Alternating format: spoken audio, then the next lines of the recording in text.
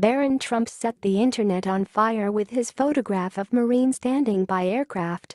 The first son Barron Trump set the internet on fire as he returned with his family from Camp David to the White House. When they passed by Marine One, Barron, impressed by what he was experiencing, he took a picture of the Marine standing by the helicopter like any other kid would do.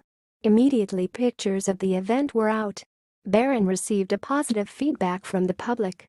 Others pointed out it probably wouldn't take long for the mainstreamed media to get a hold of the photo and spin it into something negative. Barron also got an attention from the public a few weeks ago when he was carrying a fidget spinner. And no surprise that the liberals were rude. The young child was under a lot of harsh criticism these couple of months, and it's nice to see some positive feedback. Please share this on Facebook to support Barron Trump. What is your opinion on this? Scroll down to comment below.